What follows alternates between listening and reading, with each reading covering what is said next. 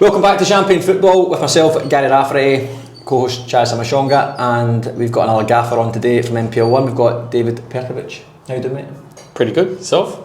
Good, mate, aye. Thanks for having on, mate. Thanks for having me. Aye, quality. So, as always, we'll start with a wee bit of chat about the football in general. Got the Euros on, Copa America on. Watching, what have you been watching? Well, I watched the Colombia played Paraguay, I'm sure it was, the other day. And I was pleasantly surprised by the standard at Copa America. I thought it was, in my opinion, a lot more entertaining than... What was entertaining? Was it like more chances or? It was just quicker. Teams wanted to attack. More end to end. Yeah, it was more like there was chances. Oh, I watched the Argentina-Canada game. I think it was the opening game. Yeah, it was. That was Canada had a right good few chances in the first half, and in the second half missed sitters. Like Martinez missed a one-on-one. Messi missed two big chances. Yeah, but do you not think there was just more chances? I think that I've not seen enough of it. For me, in the game that I watched, it was just there was chances to score goals, and I just think in the Euros sometimes it's like. No, I think the third game of the Euros has been a bit more open because people are going for it a bit more. They have to. They have to, yeah. What about Euros? What are you thinking? Germany still. I fancied Spain from the start. Yeah, I said Germany. Yeah. I didn't know. To be honest, when I first started, I'm not usually on the bandwagon for England or anything. But I just, with the quality that they had before the start of the tournament, I thought they could go pretty close. Obviously, they got to the final before as well. But they've been Terrible. very underwhelming. It's the same, but every tournament's the same. Yeah. Like they got booed off, didn't they? The other night there. But again, they're in the last 16. They'll probably beat Slovakia. I think that's Slovakia they've got. They'll probably beat them. But again, they're just getting through because of the quality of the players, the actual team plays. He just can't get the balance of the squad right. Well, I think that's the frustration for England fans is they're going, like we've got, look at all the players we've got. We can't even entertain us. It's frustrating because that's probably the best crop they've had since that golden generation of like Scholes, Lampard, Gerrard, Beckham, Rooney. And it's almost like that. Everyone's really obviously saying, "Let's play Rice and Bellingham together and Foden in front." And even like obviously former England players are saying the same thing. It's almost like Southgate doesn't want to do it because he's admitting he's wrong. Do you know what I mean? People are getting involved. Like I didn't think of that at the start. So and everyone's saying it should be that. Do you think they could just play with a 4-0 in and then just let the 4 go? Let Declan Rice be there by himself? I think they could have maybe done it. I think they could have maybe done something like that in the group stages. But I think now that they'll have to be a bit more clever because they're going to play against better opposition. I know. They just don't. They never really look like scoring goals. But really, Bellingham is an 8. He's not really a 10. Like because think about the way Real Madrid play. Like he plays in behind 2, right? Where he's only in behind Kane, and Kane likes to drop off anyway, right? Yeah. So it doesn't really work with him as a 10. Whereas Foden, he likes to make runs in behind. And Foden's been one of the best players in the whole of the world last year as a 10. Yeah. And I know he plays out wide now and then, but why would you pull him out of position? But you think about this year, De Bruyne has been injured for a fair amount of the season, so Foden made his transition from out wide to a 10 and did it so well that they just put De Bruyne with him. Yeah. Do you know what I mean? So it's just, I don't get it. But anyway, so who then go win it? Tell you what, Spain's looking really good. They got the great balance of attacking prowess. They got the experienced striker Morata. I know he's not a fan of everybody's, but he just pops up, does a good job, works hard, and then you got the young kids out wide like Lamine Yamal and what's the other boy's name? His name's evaded me for a second. Nico. Think Lamine Yamal will get a game for the Wanderers? Sorry, the NPL Wanderers team. But yeah, like I think Spain are looking really good. But you know who's really surprised me? Austria. Brilliant, Big Rangnick, smashing it. The press that they're putting on, the amount of goals that they're scoring, really impressive. And they don't have a lot of like talent. So they've got Sabitzer, Arnautovic, both. Yeah, like Arnautovic. So you forgot all about him, but he's always been a beast. Yeah, scores goals as well. Yeah, he's a big boy, man. Yeah. But anyway, that's the Euros. Who else is there at the back? Is it Alaba? What's his name? No. Alaba? No. Oblak is the goalkeeper. No. Don't know. Yeah. No, All Black is. I think you're right. I think I'm right. I'm sure All Black Slovenia, Alaba. Slovakia. Alaba. David Alaba. I know David Alaba, I'm pretty sure he's Austrian. I think he's Austrian as Oh well. yeah. I think you're. But All Black, is he not Slovenia or Slovakia? I mean, his background might be... Sorry, Slovakia. You're thinking of what's his face? I'm getting confused. Yeah, go on. Yeah. Let's just clarify this. I actually don't know who the Austrian goalkeeper is though. No. Austrian goalkeeper. Yeah. But yeah, they've really impressed me. Ranić has really shown after his, Manchester United tenureship didn't go too well, but tactically very, very clever how he set up that Austrian team. Interesting that though, in terms of you're looking at Man United and it was a shit show, and now you've got Ten Hag in, it's another shit show. Culturally, that's Is it obviously the club? 100%. Everyone puts it down to the coach all the time, but the coach can only operate within the culture of the club. Yeah. You know what I mean? So Austrian goalkeeper, you were close. Patrick Pence. Oh, Be Paddy Pence to Dublin. yeah, I think you're right.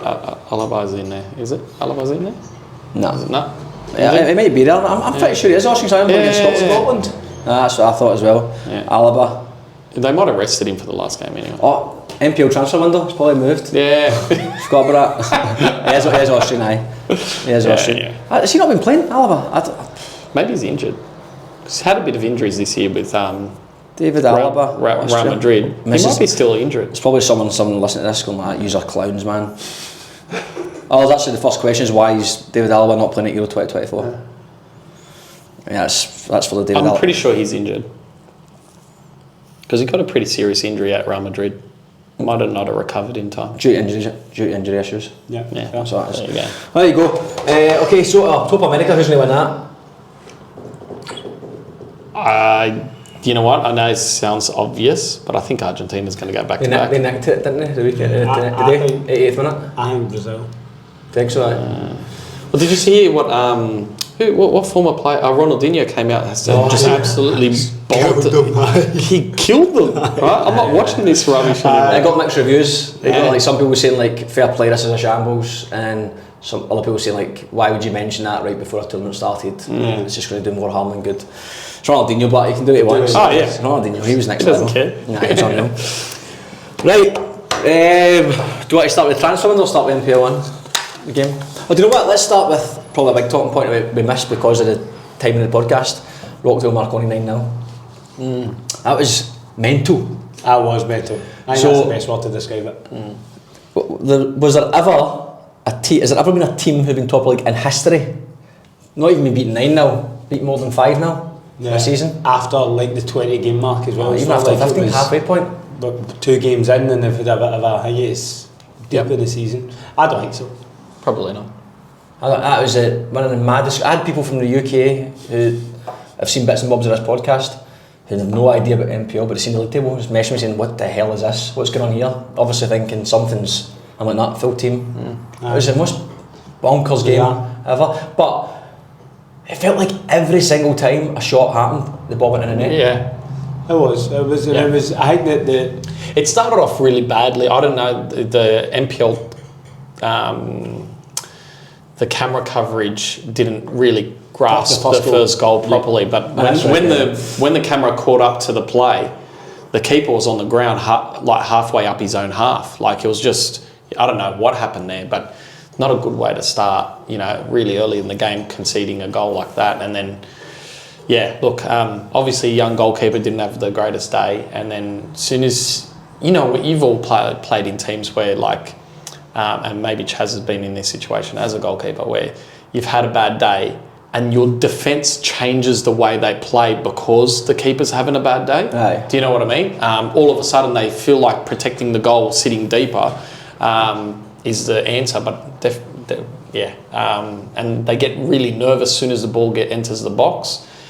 Seemed like that a little bit, but it was just interesting that Rockdale, tried to build up centrally all the time when Marconi had those answers. They didn't really try to change the game plans per se, or maybe they did and it just didn't work out. I don't know, but it was absolutely crazy game. But obviously Rockdale losing their first choice keeper has had an impact. But I'm sure we'll get to their transfers later, but I know they got a keeper coming in. So if you're a keeper, Chaz, and you're conceding like that, because I mean, obviously Rizzo didn't have a great game, as we all know, but the defence weren't great either. I mean, there's absolutely. a few mistakes. It's not just the keepers. No. That's for sure. my thing. Is it's not if you lose 2-0 and the keeper's a nightmare, that's the keeper's fault. Yeah. If you concede 9 goals, there's a lot of issues. There's a lot of issues. In that game. Yeah. So All I'm saying is that if a keeper makes an early mistake and then he doesn't give you a lot of confidence after that, your whole team defends differently. I think that's where it's hard with the young goalkeepers. Yeah. Like if I'd went in and made a mistake after 2 minutes, I'd have been like, fuck's sake. But you know that way, you know how to reset. It's alright, let's go again, and you can start. But in a game, obviously, it's a big game, and it's a young boy that has made an error early on. It's a wee bit like, oh shit. And then, as you say, it can filter through. For me, it's almost like kid-on confidence. You almost over-talk and over-communicate to give them that comfort back. Correct. And then they'll still have that trust. Do you know what I mean? Yeah. But if you then just go the other way and you quiet. let this emotion come out that's not a positive one, then it's like, oh shit, for everybody, it's just a wee bit edgy. Funnily enough that you mentioned that mentality side of things and how to deal with setbacks. I saw a little clip on Ronaldo in Saudi Arabia. I think if I remember correctly, he missed a penalty.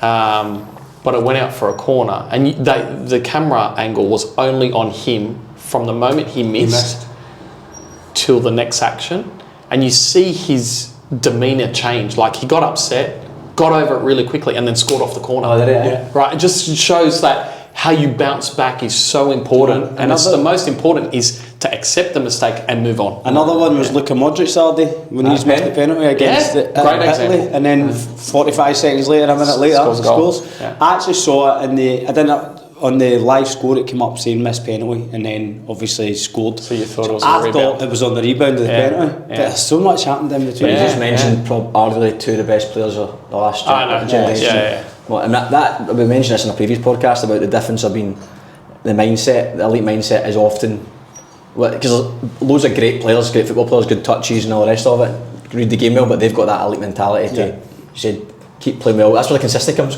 from, and that's why players need to try to emulate their heroes, especially the young players. Like try and emulate their behaviours. You know, not just what their skills and things like that. It's try to recreate that mentality as well as best as they can. I think that's will go a long way for young players to kind of do that. Going back to the 9-0 game, right? Obviously, mental season in general. We're talking about this off air, but Sydney Olympic beat Sydney United 6-0. Is that right? Yeah. Sydney United beat Apia 5-1 or 5-0 or something like that. Big score. 6-1. Yeah, something like that. Rockdale's obviously been beat 9-0. Marconi beat Apia 4-0. Apia beat Western Sydney Wanderers like 7-2 or something like that.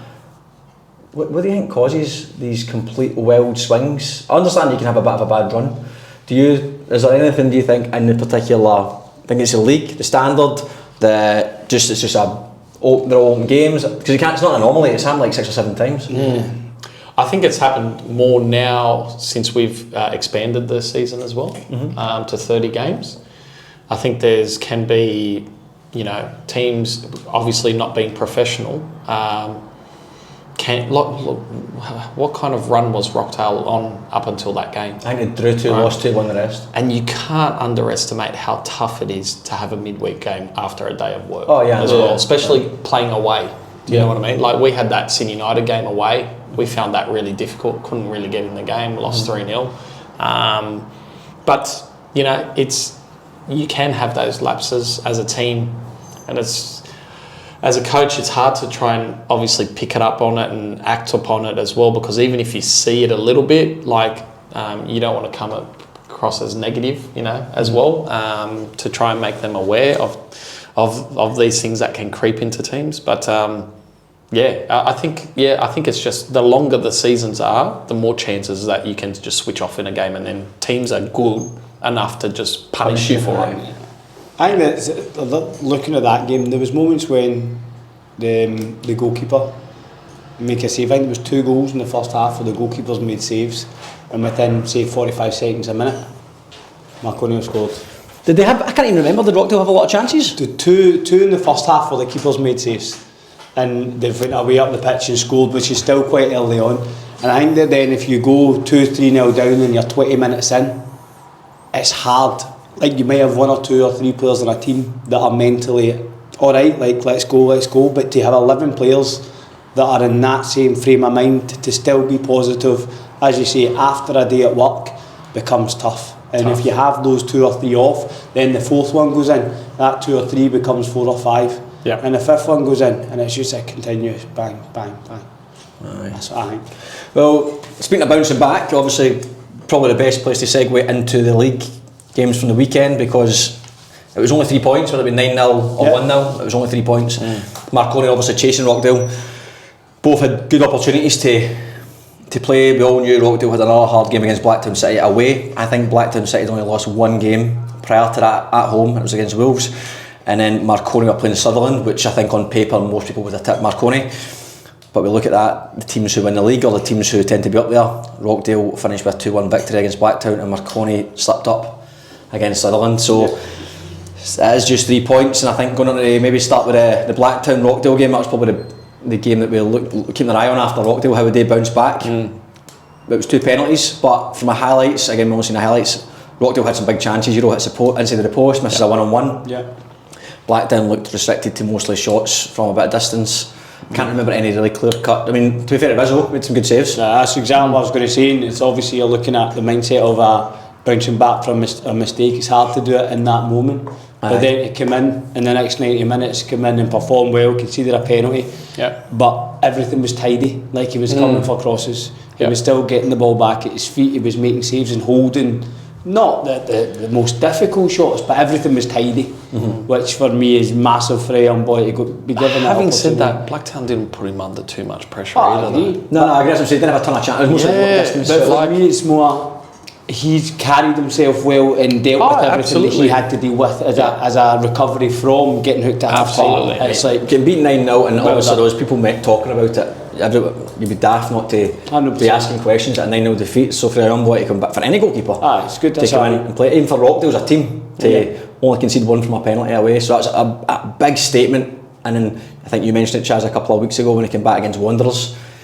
There is that feeling to me that Rockdale will win the league. I just feel like that game against Wanderers was a big chance for them to maybe slip up. Scored 2 goals quite late on, like 75th, 78th minute, and then this was a big test for them. Massive, because if they went back-to-back losses, that's pressure. And then obviously they were leading last year as well and didn't win it.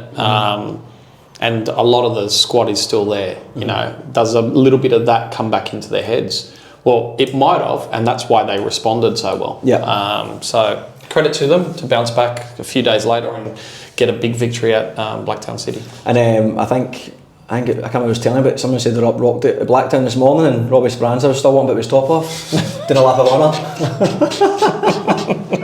Clap the motorist like that. Cheers, guys. Nice to be back. Because they're going to say, Jen, Euro's got the longest penalty run up you've ever seen. Fucking hell. I'd be exhausted by the time I got to the ball. He does a hell of a run up, doesn't he? It's massive. What about, see, from a goalkeeping standpoint, does the run up matter to you? What about Lewandowski's run up? Did you see that for the pen he missed? No, I didn't. I don't understand those run up. Like step, stop, then he missed it, and then he got to retake it. In my head, I think he's going back at it. Like, he's a great striker. He did the same thing again. It's actually, he scored the second time round. It was a great finish, but it's just like stop, start. Didn't send the keeper the wrong way around. It just keeper dive still the right way.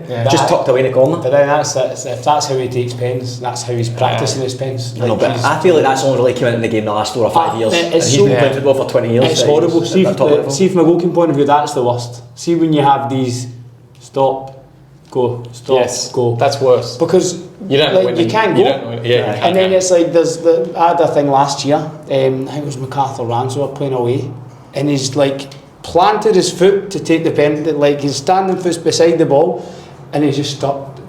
And I've had to go. And I'm like, the referee was like, you can't stop in the last action of striking the ball. The referee was like, no, that's fine. I was like, What is the rule in that? Is there a rule? So there used to be a rule, didn't there? Yeah, it used to be a rule that you can't stop the action. You can delay the action but can't stop. But I think that's changed. Everything's gone to the attacking player because, even red-maned heroics for the Socceroos, you're not allowed to do that anymore. Yeah, you're not allowed to dance on the sideline. You're not allowed to come on the byline. Yeah. You're not allowed to touch the goal frame. You're not allowed to come off your line. Basically, allowed to stand still. How? I don't understand that. Why can't I move? Because it doesn't favour the attacker, probably. That is mental. It's bizarre. It's like the attacker's got, like, it's up to him to score, right? And it's all in his favour. You know, if the attacker misses, he missed. Whether the keeper saves it or not, he's missed it, right? Mm-hmm.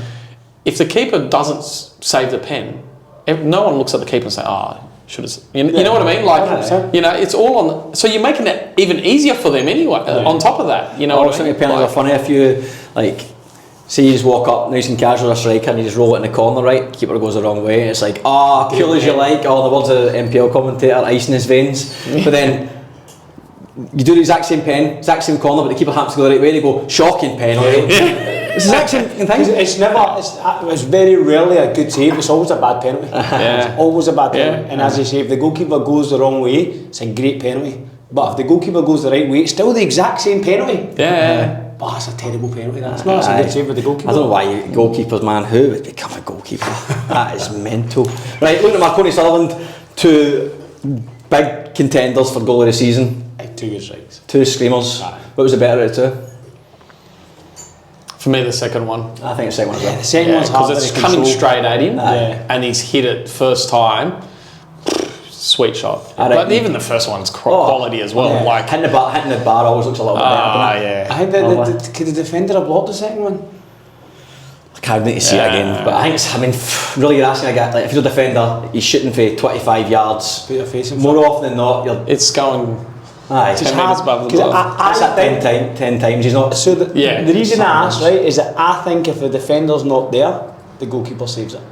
Right. Oh, you reckon he's blocked his view? Yeah, that's what I think. He's blocked the keeper's view. Yeah. Because if you look, he almost overdives. It still was a rocket though. But he overdives the goalkeeper, and his hand comes back in here to try and make the save. So he's seen it leave the boot, and then the defender's in the thing, so he's gone. Yeah. He knows it's going there. He doesn't know where until it comes back out from behind. It's interesting that you say that. Yeah. Yeah, good table. Sure ruined the wee guy's goal, man. So shite. That's a shocker. So the first one there, I guess. I thought both crackers. Marconi, that late goal saved him big time. Really surprised at that result. To be fair, I thought Marconi would have took the result, not because against Sutherland, just thought after the 9-0 victory, bit of confidence. And in my head, I thought, and at home, too, they won that game like right up. I think Perkovic should have scored in the first half. Can't remember the chance. When the ball comes out in the box and he just takes a wee bit too long to open his body, and defender comes in and gets in it and puts over the crossbar. But I think that was just before half time. I reckon that's a big moment in the game for me. If he thingies that, then it's a completely different complexion of the game. On the flip side, a big point for Sutherland. Obviously they were in a bit of a relegation battle. They picked up 4 points in the last 2 games, maybe even, I can't remember the result before that, the week before. They've had a couple of draws in the last 5 games. So up until before the Marconi fixture, they had 2 draws and a win in the last 5 games. Okay, they're on a wee bit of form, so they're credit to them, they're doing really well. Pulling that same out the bottom 2 at the moment, aren't they? Yeah, so they've won 2, drawn 2 and lost 1 on the last 5. So decent little run. Can't be far off. I think Wolves are the only team that's got a better run of form than them, is that right? Yeah, won 4 and drawn 1. So cracking. So we can then look at the Wolves game. Wolves beat Hills 2-0. Looked very comfortable. Hills are pretty disappointing, to be fair. Yeah, I agree. They're now, I think they're in a little bit of a dogfight now, with Sutherland picking up. I think they're both on 18 points. Yes, they are. Right, I just keep it open, mate. I just keep open. 18 points, and that would.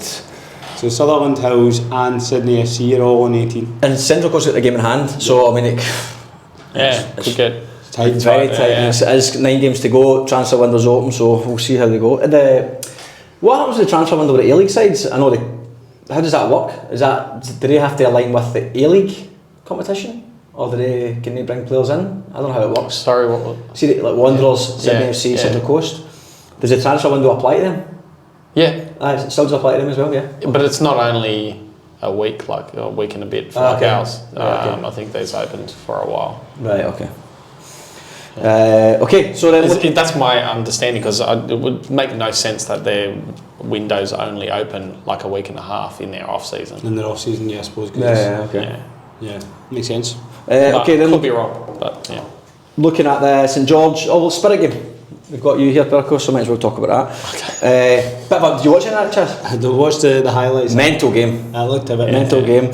Perko, you tell us, what was your thoughts on the game? Old cliche, tale of two halves. Just made that up? Yeah. That was good, man. Thanks. I'll take that. Copyright it. It definitely was a tale of two halves. We obviously came out very aggressive in the first half and got a lot of reward for our chances. We were very clinical in that first half. St George had a couple of chances in the first half. I did. One cleared off the line. And one cleared off the line, and two shots like around the 18-yard box that went straight to Chris. But we were very clinical. I felt that we dominated that first half without the ball. That was our game plan, is to try and control the game without the ball. I was going to say, just to touch on that, because we mentioned a lot in here, but Penshurst's been quite a small pitch. You've obviously played there a lot over the years. Is that the first time you've implemented that game plan? No. It's the second time. Last year, I think the boys had this. You try to get the emotion of the boys, what they kind of want from the team, and they kind of didn't want to kind of change too much tactically. They wanted to play our way regardless wherever we play as much as possible. Obviously it didn't work last year because we got spanked there. But the year before, it was a similar situation where I think we had 2 penalties in the first half, and we might have scored 3 goals even in the first half in that year as well. It's a difficult game a difficult field to perform at, considering that you don't train there and play there regularly. So in preparation to that, we trained on the second pitch at Christie Park, which is smaller than the first pitch, just to get the boys to get used to the dynamics of this. Five-side pitch on the side. Whilst our second pitch is still bigger than the Penshurst Park, it still was a transition to that smaller pitch that we come up against. But we were very good in that first half. I thought Ollie Wiggin playing as the 9 with these 2 assists in the first half was very good. But then second half, credit to St George, they came out. They were very hungry. We didn't come out of the blocks as hungry as we were in the first half. Obviously, that mentality a little bit, even though we didn't want that, we wanted to keep playing the way we did and keep attacking to keep the balance of the game there. As soon as you have that protection mode, it allows the opposition to come back in a little bit. To be fair though, I think they scored their first goal around the 65th minute. Right, it was close to that, right? So it wasn't very early, but they had 2 goals fairly quick succession. That put a bit of pressure on us. But we had a set piece, and Kyle Shaw scored a header, and that put that little bit of a buffer zone. And then St George came back at it again. And then right in the last virtually play of the game, Lummy just cool and composed on the byline. Deals with that last attack that they had. So it was good to get the 3 points. I was obviously not pleased with the second half, but in the end of the day, the main task on that field was just to get the 3 points and go home. You're really calm on the sidelines in the second half, wasn't you? Almost fell asleep. Lucky Mickey wasn't there. Because we have a bit of banter on the sidelines. But you can call it banter,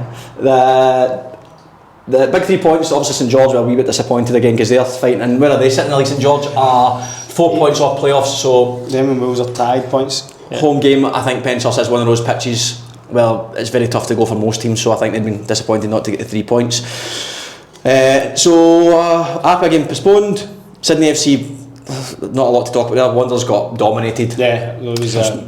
For me, obviously the Wanderers team looks very different to what they did at the start of the season. They probably had a similar age group to what Sydney FC is, but Sydney's played with that squad all season, and it showed in that game. Dominated. Actually, because seen it in goal for Western Sydney Wanderers, made a lot of saves. Aye. Yeah. It could have been 6, 7 Yeah. easily.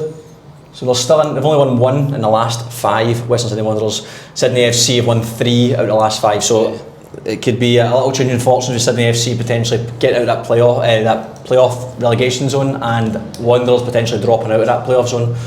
So we'll see how the season finishes up there. And lastly, Manly won 2-0 against Central Coast Mariners. Mariners rooted to the bottom of the table, and Manly are on a wee bit of decent form as well. 3 out of 5 they won. Yeah. And they're sort of I'd imagine they'll finish somewhere in and out there, 9 to 13th. Where they're going. Sydney United, St George as well, we've not touched on that Oh, one. that's right, aye. But it wasn't much to say, to be honest. Not neat straw. Yeah, not a lot of huge chances other than that clearance off the line from Sydney United. Yeah, interesting result, that one. Yeah, Sydney United did a strange starting. Well, I say strange. I don't know the ins and outs of their squad, but they brought on Hatch, Blackalandra at half time, and then they brought on Antelmi after 70 minutes or 69 minutes. Yeah, Right. it's because Sydney United, had a good couple of wins, and then St George are really struggling for form. They haven't won in the last 5 games. Yeah, So for them just to pick up a draw away from home is probably a success after 4 straight losses. Yeah, that's true. So they'll be pleased that they ended that losing streak, Yeah, and they clean can sheet. they can look forward to this weekend with a sense of optimism. Yeah, that's true.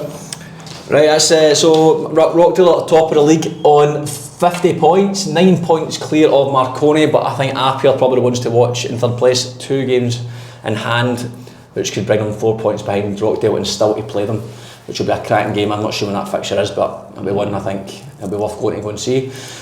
Okay, NPL2, Chico. NPL2 Bulls, massive 3 points, beat Bankstown City 2-1. Bankstown City 1-0 up at half time. Bulls came out in the second half. It sounds like the Bulls dominated the second half. They've equalised just after the hour, and Flynn Madden supposedly scored a screamer in the 91st minute to win the game. Big result. I think it kind of puts Bankstown City out of the race for top 2, in my opinion. Oh, Mabiot missed the game, didn't he? Didn't play. Oh, I didn't play, I think. He's injured. You injured though? Oh, is it because of that? Sorry, mate. I messaged him on Saturday saying good luck, and he says, "Oh, I'm not playing." And Chaz done me. You said as well before, you like, watch this, I'm going to do Mabiot. I know, I did. That was at your order. So all Bankstown fans, it's Chad as well. But I think it kind of puts them out now. They're what, 13 points behind. Nah, they're gone. They're not going to finish top 2. Game No chance. hand, but I don't think they'll do it now. Nepean lost at home 4-2 to Mounties. They're up to now, aren't they? I won up 2-0. That's right. And then they scored Mounties in the last 25 minutes of the first half. They scored 3. Andrew Martin's got another 2. Andrew Martin scored 2. Charles Mendes scored 2. Mounties just turning out results.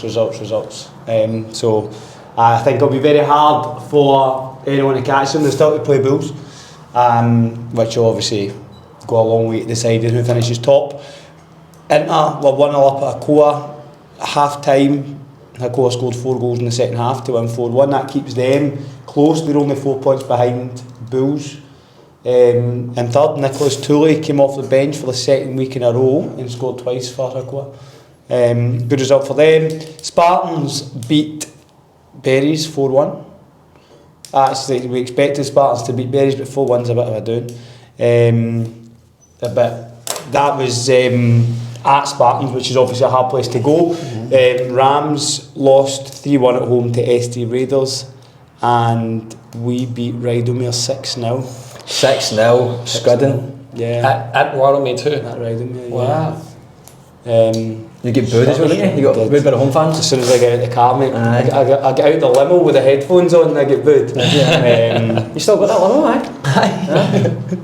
But I was comfortable for us. Rydomere weren't great, to be honest. They're right back at the tough game. They have a few players missing, or no? How did Tommy play? Okay. Tommy was alright, played the centre back. Oh, really? Yeah. But Tommy did alright, to be fair, but I think him and Kyle are both coming back from injury, so they didn't play anywhere near 90 minutes. Who's their gaff on that? Abbasad. Abasad. Oh, so it is, that's right. Yeah. Wow. But do you know what? They're a young man. Like, they're young. I think Tommy's probably the most experienced player, and he's like 23, 24. They're just a really, really young team. But see, you can't make drastic changes like that to a squad because pay the consequences. Like, you know, like you even look in NPL1 Sydney FC, they had all those young players that, you know, either pushed on to A-League or they left the club to go to other A-League clubs, and then they were left with a lot of young players.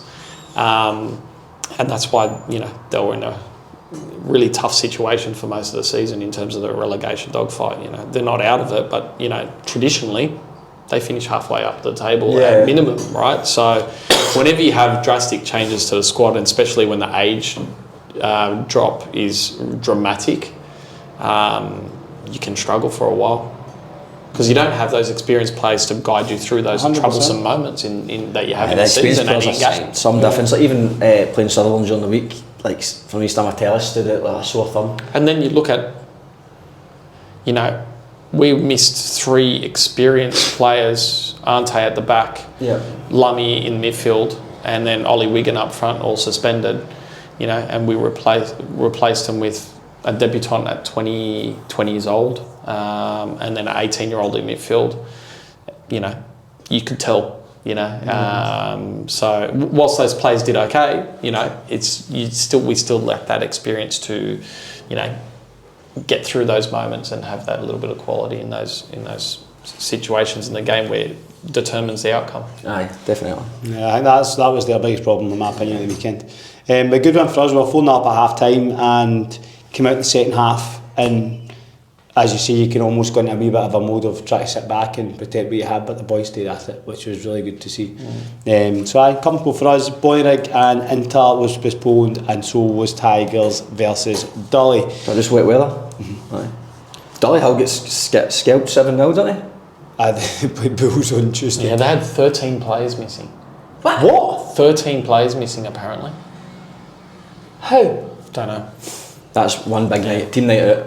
Yeah. That's a team night out. Yeah. But injured, suspended, just mixed? I guess it's mixed. Who played the 20s? They had a lot of 20s in the game, yeah. Wow. Jesus. But they're near the bottom, aren't they? 3 points off the relegation, 6 points. And Dunbar's got 2 games. To be honest, I don't know if the Dunbar will win. There's 2 games in hand, if not 1 in 5 games. But one game in hand of these 3. So Dolly this is a big game this weekend. Rams play Dolly this weekend. Well, I hope Dolly. There's a lot of Dolly lads who I hope they do well. I hope they will. You're good mates with the gaffer as well, aren't you? Yeah. You said you gave him the tactical master plan for Bill's game. Absolutely. NPL3 back-to-back wins for Central Coast United. They beat Granville Rage 1-0. They played for almost an hour with 10 men. Last man full early on, so done well to get a result. Supposedly the goal was a screamer, a volley from like 25 yards. Who scored? You can't get the footage of NPL3, can you? Who scored it? Cade Mapu. 2 first half goals. So Gladesville beat Hurstville, which is a bit of a shock result. Gladesville Magic beat Zagreb. It's a shock result. I'm surprised Ride Magic won a game. So, but coincides with the old boy getting back in goal consistently. Every week you say he's come back. So how long has he come back? So he played 1 game, didn't play again. Now he's played, I think, the last 3 games. And how many games have they won? They've won 2 out of the last 3, I'm sure. Let's check. Yeah, 2 out of 3. They're off the bottom of the table. Yeah. Sydney, man. I know, they played during the week as well, I'm sure. Yeah, they played during the week. Bankstown United beat Camden 4-1 in big win. Mitch Cross and our 2 goals in the 3rd and the 4th minute of the game. Wow. Mitch Cross is having a really good season, isn't he? 23. 23 goals so far this season, it's decent. Top scorer in NPL. Yep. Jets and our 3 points, throwing up a little bit of a gap at the top of the table, but Mounties have got 2 games in hand. I think that's really going to be the closest. Okay. And they play each other this weekend as well. Jets play Mounties. 6-pointer. Yeah, big time. Jets play Mounties. So Mounties are 4th, but they've played 2 less games here. So okay. They go to 45 points. Oh, it'll be a decent game that, aye. I can't wait for the playoffs. No. Right. I love the games that actually properly mean something. Like I'm probably more interested in the playoffs of NPL, NPL2, NPL2, NPL3 than the finals of NPL1. Yeah. I'm not interested in who wins NPL1, but the final for NPL1, like if a sixth place team wins the finals, to me it's just like nonsense. But the playoffs is class. Going up and down. Superb, man. Jets with another 3 points, 20 games unbeaten Jets. Really? Beat Parramatta 4-0 and South Coast beat Prospect 2-1. It'd be good for Jets to get out of that. I know, 100%, man, 100%. Is that who Giannis played for? Jets. Aye. Did he play for them this year? Aye. Okay, speaking of Giannis, let's talk about transfer chat. We've got a few people who fancy themselves as Fabrizio Romano in the NPL giving us some inside chat in the Champagne Football Instagram page. But it's always good to get some inside knowledge. Half of it could be a lot of shite, but let's just spread some rumours. So the window's opened on Monday, is that right? Tuesday. So opened on Tuesday, and when does it close? Next Thursday, I think. Okay, so maybe start with what we've been told, which are pretty much rumours. Some of them might be done deals. We don't know for sure, but Chaz, you want to run us through what you've been told? So, Granville Rage have lost Nicola Todorowski, who's signed for Mounties. They've also signed... NPL 74 to NPL2. Something like They've also signed a young boy from Inter, Berisha, who's actually a really good player. So I think that they'll obviously be fit to play this weekend in the game against Jets. So Mounties have signed Todorowski and Berisha? Yeah. Right, okay. So that's what I was speaking to some boys at Mounties. That's what they've been missing as a nine. Like as much as Yuki scored a lot of goals, they want like a penalty box as a nine. Are those two done deals? Done deals. Okay, sweet. They also signed a goalkeeper from Stanmore. Can't remember his name, but that's the third signing at Mounties. Presley Ortiz has gone to Manly. Is that official as well? Well, so we've been told. Fabrizio Romano leaked that information earlier. Maki and Dimi Petratos to Hills United. That's two good signs. I mean, I don't know that I take it they're Dimi's related. I know they've got Dimi from the A-League Dimi, but it's not. It's a different Dimi Petratos. Yeah. He was at Spartans? I think so. He was at Bankstown City last year as well. Good player? Okay. Decent, yeah. So two good He signs used to for play for Hills. Olympic back in the day, a few years ago. Oh, okay. Yeah. No, two good signings in for Hills. And obviously with Hills being in the position that they're in, they need to try and do something to obviously get some points on the board. Jaden Casella signed for St George FC. Yep. Do you know much about him? Good signing. Yeah, I've been told he's a good winger. He played for Central Coast Mariners A-League. Oh, wow. What position is he? Winger. So he's at Rockdale as well, is that right? He was at Rockdale last year, and then this year went to Olympic, but I didn't see him feature much at all. Rockdale have got so many good... Olympic have got so many players in the squad, decent Still, players. Former A-League player not playing. No. But if it was a lot former... That is bizarre. Something obviously happened there. Michael Glassick to Olympic, and rumour has it Charles Lokolingoi as well. Wow. Glassick, really good defender. Has been at Olympic before. Charles Lokolingoi, we all know Charles. Big Greek background as well.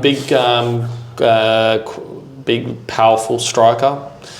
Yeah. I mean, Roy Donovan and Lokolingoi, not bad. Not bad. Yeah, and then the wee little boy that scored and goes at 10 goal. Yeah. Big boy as well. He might go back to the back now. He's a defender, eh? He played as a defender for Western Sydney Wanderers last year. So he's a bit versatile. I mean, don't get me wrong, that these are potentially, I don't know if these are done, these are just rumours. Yeah. These are complete rumours. Yeah. Is this other one done? This one you're about to mention? Done. This is 100%? Done. Have you heard this from Fabrizio, or is this just like someone's... Done. Aye? Done. I don't know if I trust you, but No, it's done. It's done. It's done. Right, okay. Go on. George Timoteo signed at Spartans. So I'll be playing against him this weekend. That's done. Good left foot. Great left foot. Great left foot. And it's rumoured Ben Gibson's left Apia. He's getting an opportunity to go overseas. And it's a big loss if that's true. I know Apia's got like depth and stuff, but at that 9 position, Ben Gibson's been very good. You never want to lose a 9. At any point. Never want to lose a 9. Yeah. And Urusevsky to Granville Rage. Unbelievable. Aoyama for Perth Glory. He's one of my top. If I had to pick my favourite 11 players in NPL, Aoyama would probably be. I think he's brilliant. So I'm surprised. He's very, very, very good player. Yeah, I think he's brilliant. Arguably one of the best in the league, if not the best. Technically, anyways, super. But technically, as you expect from Japanese players, very, very good, but powerful too. Yeah, like very, very strong for Japanese player. Perth Glory. And then any more? Obviously, Perko. Any insider tips on Spirit? I've got no idea, man. We've got a couple of signings. Got a Japanese boy that's just come to Australia, plays as a 10. Come from the same university level as Cotter and Musashi. So looking forward to him. Young boy, 23. American boy from America. That's so he is an 8. So I'm looking forward to his contributions as well. Big quarterback this weekend. Jaden Tran from Hakoa picked up him. Do you know him? No. Winger. Scored 8 goals for him, so not bad. He didn't start a ton, did he? No, this is his first season back from an ACL. So at the start of the season, he was on the bench quite a bit. Okay. So, but 8 goals in 11 starts or something like that. So decent return that. Decent, and the kid wants to. He's got aspirations to play at the highest possible level that he can. So obviously, opportunity come up. So it got referred to me, recommended to me, so I had a bit of a look, and who else? Giannis, who played midweek for us, come from Newcastle Jets, and he was only there for not even a year, but before that he was with Western Sydney Wanderers. Defender, I think that's about it. Am I missing anyone? No, that I can think of. No. And the good thing is that we got Grant Cornwall coming back from injury and Corey Kavanagh coming back from injury, so they will feel like new signings. Corey especially. So he's played a bit, but Corey Kavanagh was probably the replacement for Kota Dakura, who left last year. Yeah. And he's had a very bizarre season injury-wise. Yeah. The hollow man has been injuring him. Yeah. So hopefully he can stay fit for the rest of the season, because obviously there's a lot to play for in the league, but we also got obviously the Waratah Cup semi-final and the round of 32 to play as well. Well, so the cup draw was made. Obviously, we went to that last week at Lambert Park. Yeah. Big draws for all the NPL sides. So thank you for Apia for hosting the clubs as well. Cracking sandwiches. Yeah. Some belter sandwiches. Sandwiches. I was went to the sandwiches and left. It was nice just to converse with the other 4 clubs as well. But draw was the draw. It was an interesting draw. A lot of, high caliber NPL clubs drawing against A-League clubs, like Heidelberg and Central Coast. Blacktown got... Who did Blacktown get again? Adelaide. Sorry? Adelaide. Adelaide. And Rockdale got... Who did Rockdale get? Rockdale got Western United or... they got the playoff teams. Newcastle Jets, So, a lot of the traditional big NPL clubs drawed A-League sides. Apia got a trip away up to Brisbane against Olympic. Yeah. Olympic in the last few years have been doing good, but this year not as much. You got Glenorchy Knights? Yeah, from Tasmania. Yeah, I watched their game on the weekend against our former player Musashi, who plays at South Hobart. So I watched that one online just to get a little bit of insight on Do you know what much they're like. about the NPL down there? Only from what Musashi's. I spoke to Musashi since the draw, and it's given me a little bit of insight to the league down there. And then obviously I watched the game on the weekend. So been nice to have round of 32 at Christie Park. Yeah, definitely. The first one, 7th of August, Australia Cup game to be hosted at Christie Park, because obviously last time we were in it a couple of years ago, we had an away game to Brisbane. Hoping that we get a big crowd and get through 45 people this week.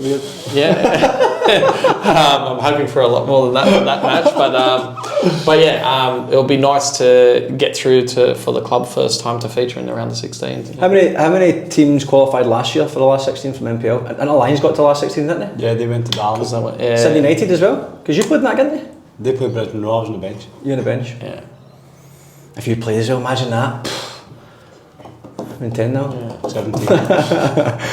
So, what was the first game? 7th of... No, 31st of July is the first. 1st of July. The 30th of July. So the Australia Cup and you got games. the playoff that's even before that as well. So from an NPL, from the last 32 standpoint, we've got the round of 32 starts on the 30th of July, and then the fixtures run on the 30th, 31st. That's a big game, actually. 3rd, 6th, and 7th.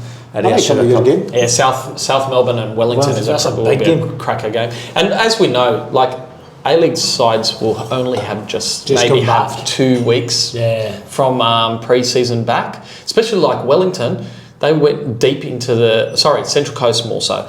They went deep into obviously in the competition, but they also had the AFC Cup campaign. That's right. So they might have had a little bit of an extended holiday. So Heidelberg at home, It'll be a tough game. it'll be a tough game playing obviously Central Coast, who's been fantastic last few years, but they might be a little bit underdone. I'm not sure when they're coming back, but this is the round where you see obviously the most upsets because A-League clubs are just coming back from holidays and NPL clubs are fighting fit. So yeah, it'll be a good few fixtures there. South Melbourne, Wellington is a great one too. 7th of August, Yeah. Wednesday, yeah. I would love if an NPL side gets to the final again. Again, yeah. That'd be class, man. Hopefully one of the 4 can do it. We'll see what happens there. But yeah, so end of July, start of August, Australia Cup. Okay, as always, thank you to BN Sports for supporting the podcast. Can't not mention Champagne 5s. We announced the actual date. Yes, 2nd of November. 2nd of November, Saturday, the 2nd of November. We're going to do it the 5th of October, but the A-League final is on that day. We don't want people missing. Oh, Australia Cup final. That's what it says. You said A-League. I wasn't going back in there. I make a mistake all the time. Sorry, the Australia Cup final is on that day, and obviously I'll be in there, so I'll be working because I expect it'll be in the final. So obviously I can't miss Champagne 5s. So that'll be on the 2nd of November, Saturday, the 2nd of November. So plenty of time to get your expression of interest in, but please get it in soon. We'll be making contact in July with those who are interested. We've got Red Bull, as you can see on the table, are on board with Champagne 5s, so we'll be providing some good tunes and a plenty of and potentially some big prizes as well. There'll be a monetary prize for teams, as well as some other goodies we've got lined up as well, which we'll announce week to week once we see who has confirmed their interest. Anything else we have to mention there, Chico? No, not at all. Okay, so Champagne 5, 2nd November, head over to the Instagram page at Champagne Football Show to register a team or register your name, and we'll get in touch with you to see how you're going with the team. So should be time for you to have a bit of a rest after the off season, and you should be at least in some sort of shape to get into play a wee bit of 5s before your pre-season starts. When would your pre-season start? Mid-November is usually we start, don't we? Usually 10th, 17th or something? Yeah, about the 10th. Of November. I think most people start the week after. That 2nd. It's sometimes hard to plan it because last year we started a couple of weeks earlier in the competition, whereas this year we started a little bit later. So I think we started a week later than what we did the previous year. So middle of November sounds right. I mean, Chaz, that's what I was going to say to you off air. One of the guys, one of the people who work at NPL, says to me, the podcast, it's hard to understand because you're Scottish. He's like, but I can't understand the Indian guy.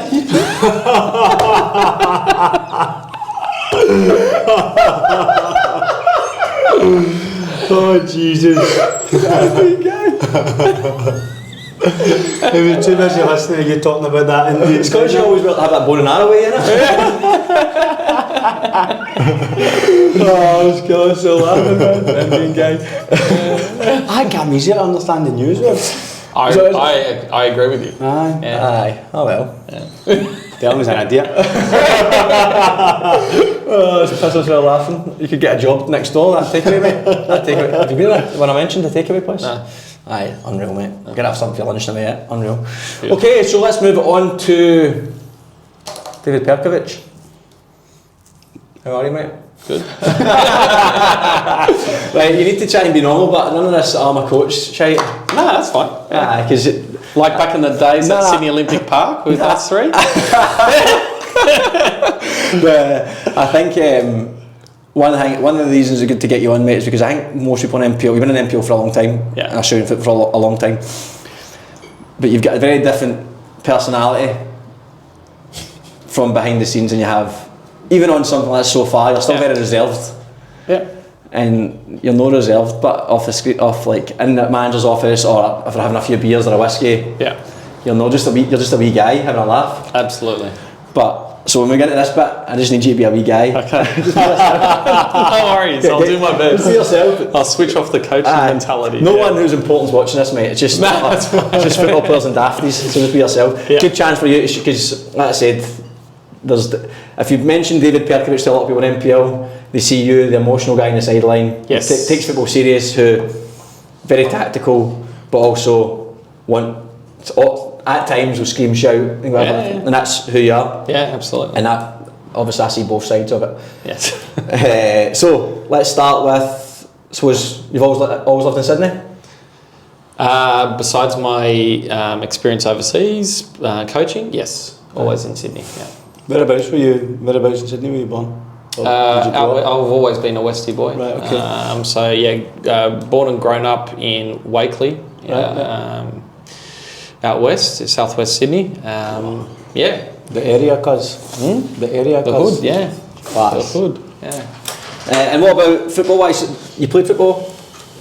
Some would say I did. Some would say I did. Did you try and play football? I tried. Who did you play for? So I started out with Kenley Heights Cobras, which was a club down the road from me. I only played there 1 year, and then my dad took me over to what was then called Sydney Croatia.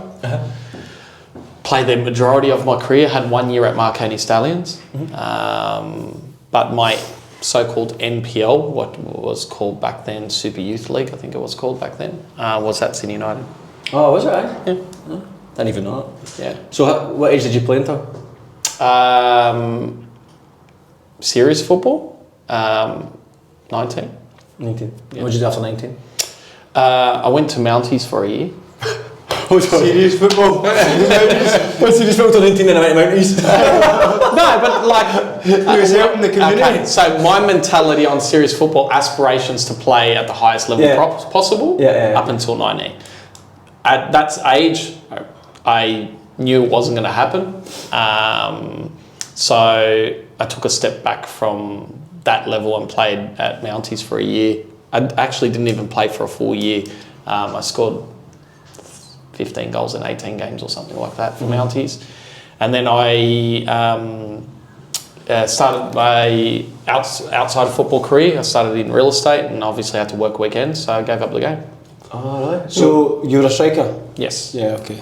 15 goals in. Yeah. That's a decent return, that. Yeah. And then, so real estate, so then how long were you involved in real estate? 4 years. So you didn't play football 4 or 5 years. that whole time? Never Not played coaching football either? since. You didn't coach in that time either? So nothing to do with football? No. Just watched it? After I stopped playing, I actually didn't watch it for a good year and a half. Okay. You just fall out of love with it, or just? I was probably more upset with myself because I've got an older brother who was a really good footballer himself.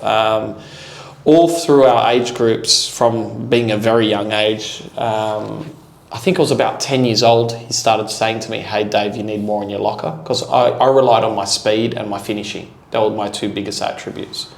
And he started playing Super Youth League, which we call NPL now. And he was always warning me, when you get to this level, it's going to get harder. Everyone's faster, everyone's stronger, and you need more in your locker. I probably, I was scoring like a goal a game, whatever, and I was just a bit arrogant. Yeah.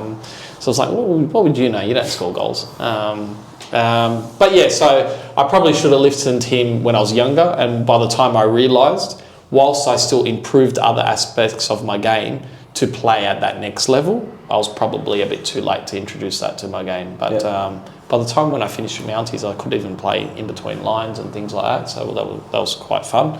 But yeah, that was it. So then, how did you go from real estate into coaching? And as soon as you went into coaching, you must have got in the mid-20s? Like Yeah, that? 24 I started coaching. Yeah, okay.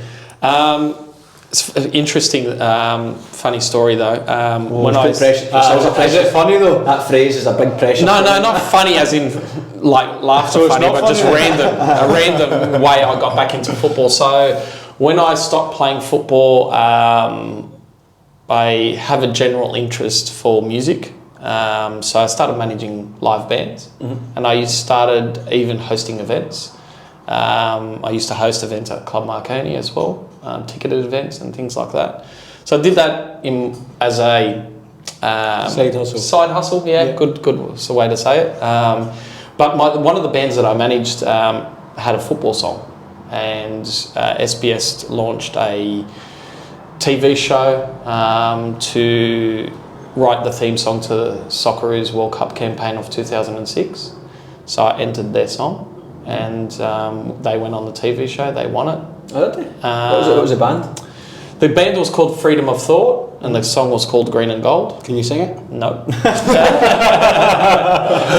That's for sure. But yeah, part of the winning the song, they had to record it professionally, and which was a good experience in Double Bay and on Neutral Bay actually. And the other part was they had to perform it live at the MCG before Socceroos versus Greece, which was the last game that the Socceroos played in Australia before they took their preparations off to Europe, before the Germany game. So I was at the MCG, I was on the grass, the band's playing on stage, I was the only person on the grass, and there's like 95, 100,000 people there. And I got goosebumps, and I was like, I've got to get back into the game. And that's when I decided that I was going to get back into football. From that moment. So what was your first gig? What did you do first? What was your first step to get back into the game? Yeah, I just went on the Football New South Wales website, and they used to have clubs that... And realised there was errors everywhere. Like. Yeah. They used to have clubs that were looking for coaches and advertise on that. So I saw Stanmore Hawks were looking for a coach, and I rang them up. They gave me the job of the under-14s. Oh, okay. Yeah. So that's where it all started. That's quite cool. I like that. So then from there, did you then start the process of the education behind it all? Yeah, so trying to remember what that would have been 2007 that I started coaching, and then at the end of that year I was on the first ever AFC course, C licence course in Australia, which was held at the AIS, which was a great experience. Did you stay over? Yeah. Okay. Yeah, we stayed there. A really good experience doing the C licence, and then just went on from there. Did a few years doing youth football, and then got an opportunity to coach seniors. Was that Fraser Park? Was the opportunity to coach seniors? Did you enjoy coaching youth players? Yes and no. I feel like I obviously didn't know this at the time. I enjoyed it at the time, but I feel like I'm more suited to men's football. I think you're as well. 100%. I think you're as well. I'm not suited to young kids. I don't have the patience. Look, there's two sides to the game. As a coach, for me, and don't get me wrong, they cross over in both parts. But predominantly, if you're a youth coach, you need to be very good with your teaching technique. I find that boring. Right, I don't like that part. Yeah, some people are very good at that. One of my good friends, Devram, who did the C licence with me, he is amazing at that, and he's coached at Sydney FC younger age groups for years. He's amazing at coaching young kids, technique and getting it right, whereas I just don't find that interesting. Yeah. I'm like the chess side of the game. That's what appeals to me the most, which is then obviously more suited to the senior football stuff. Don't get me wrong, I still give technique help to players, but I try to kind of offset to the assistants. But to be fair, well. it's also different teaching a man. Correct. Can you correct this bit of your technique as opposed to try to teach a kid, right, this is how you pass the ball. Correct. Or something like that. And their foundation is not there, right? So it is very different. Yeah. But like I said earlier, there is crossovers in technical and tactical parts, but yeah, I'm more suited to the tactical part. I definitely think there is coaches who are, whether they like it or not, they're just going to be better at youth coaching, and vice versa. There's just there's people probably in youth jobs right now thinking, oh my god, I want seniors, but they actually might not be a good fit for seniors, and vice versa. I know coaches, I've worked with coaches who, they are very good coaches, but they've been at youth level the whole time, and they come into seniors and they can't get the message across the same way, or they can't get the dressing room on board or the players on board. There's such a huge element of man management in the senior game. Probably more of it is man management than anything else, especially at NPL level, because you're not got a ton of time to work on tactics. You can obviously, but you're relying on having the same players every single year, which is difficult to do. So I think the man management part, it becomes real, like you're blending in psychology there, you're blending in socio, like all sorts of different dynamics. As a youth game, the coaching is so important, but as you said, it's technique, it's making sure everyone's involved, and then you're looking at, it's a different thing altogether. It's a tough one. They're both very difficult jobs. And I think that's part of the sad part about in Australia, is that if you want a career in coaching, you've got a decision to make. Either I'm going to be a senior coach where you can make some money, I guess, and have some sort of career, like from a profession side, but to have that as a younger age coach, you virtually have to open up your own academy. You know what I mean? Like obviously in the more football developed countries, you can have a career as an under 14s coach in Europe. You know what I mean? And have it as your reliable income. You can't do that in Australia. I think there was and we lose that. It says that the 10s and 11s coaches, I'm sure it was at Ajax, are the highest paid of all the youth coaches. Well, I think I've seen something as well in Iceland, something crazy is like you need to have a UEFA B to be a youth coach from under 9s up or something like that, and they get paid really, really well. That's the thing in Sydney, see if we just had more youth academies, it'd be good, wouldn't it?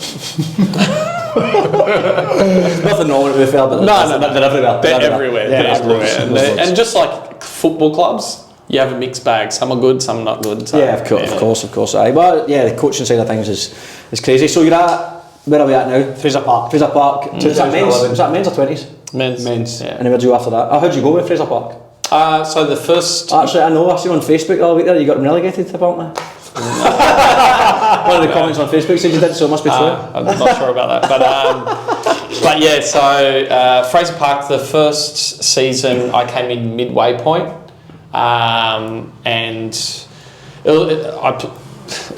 I had a phone call in the afternoon from one of the committee members at Fraser Park, who's become a good friend, Roy Gomsh. He asked me to go to an interview that night.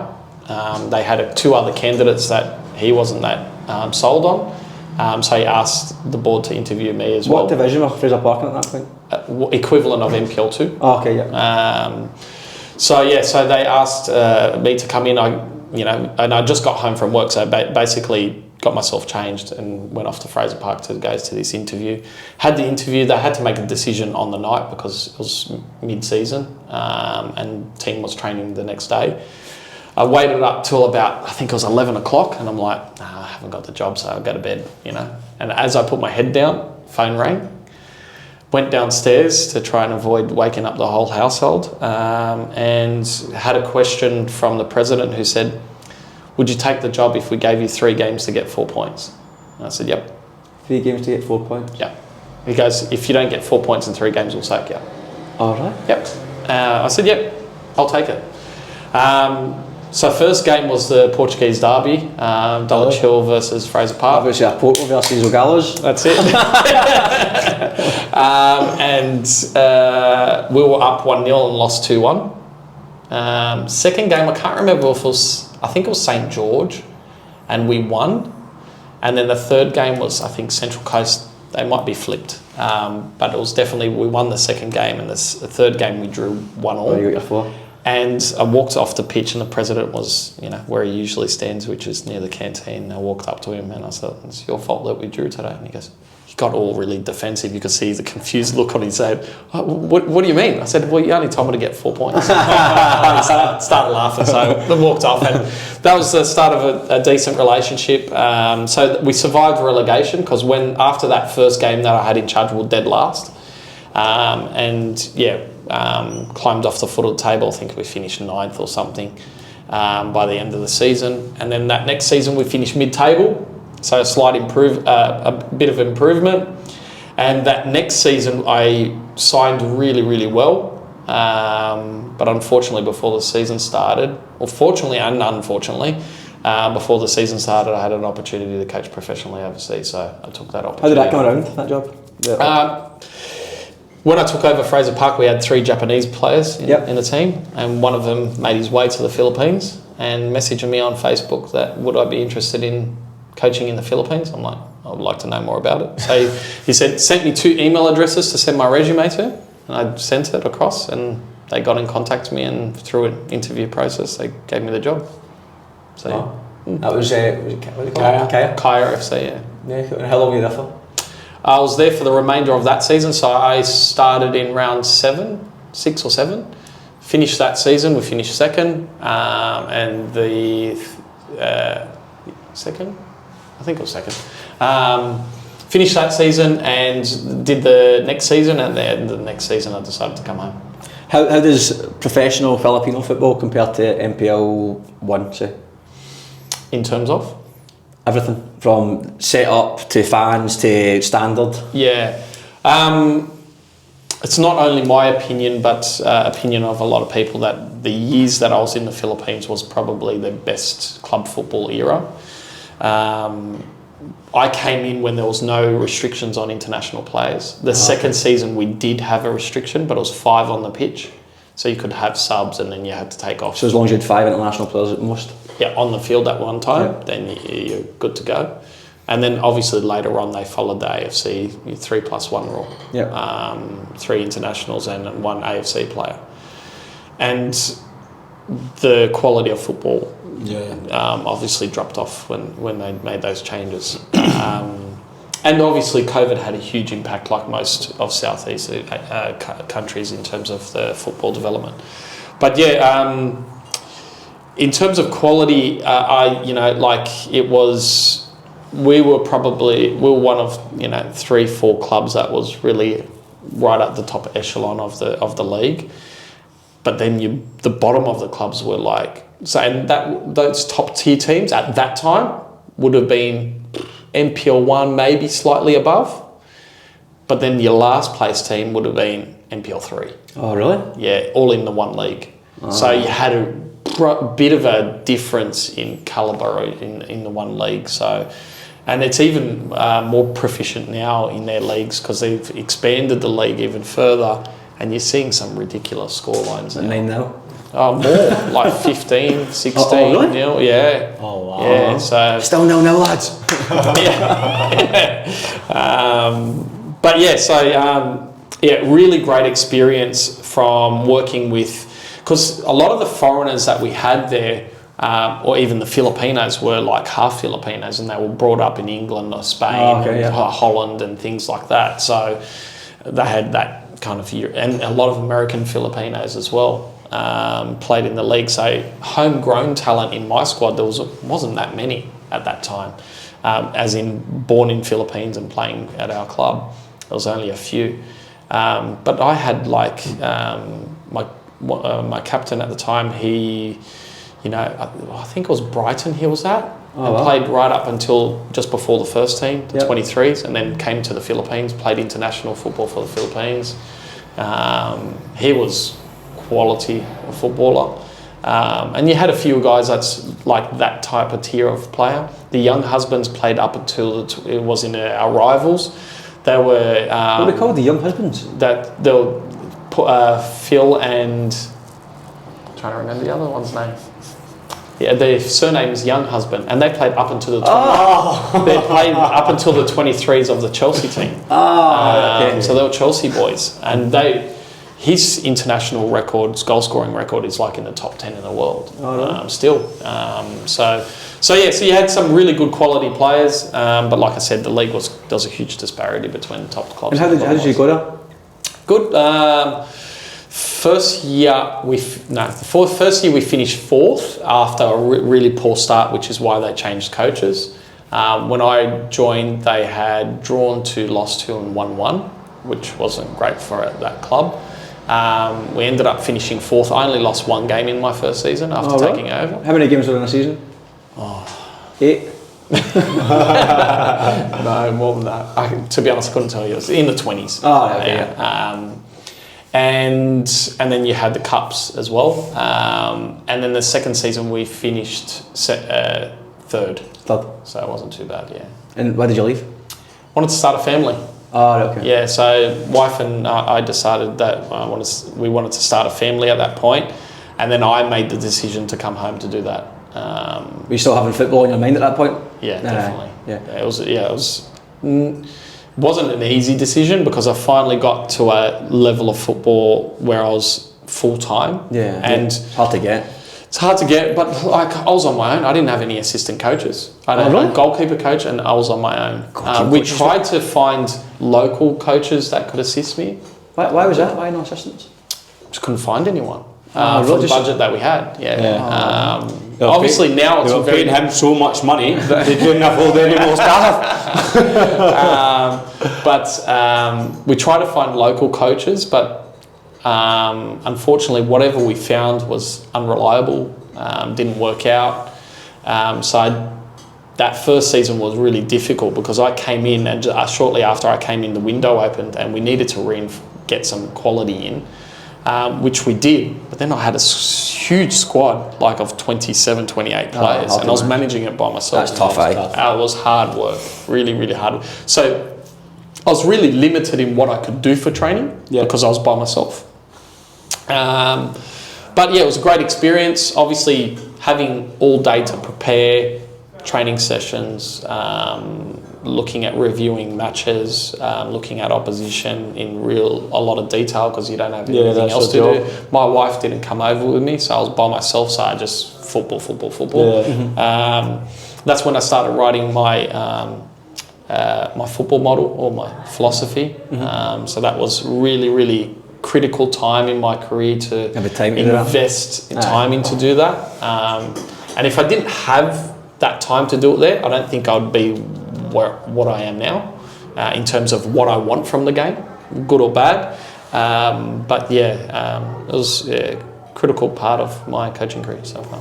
And when you talk about your football coaching philosophy, if Chaz might not know anyway, if you said you've got 2 minutes to tell Chaz what your philosophy is, what would you say your principles are, the main parts of it? 2 minutes, wow. Minute and 54 now. Yeah.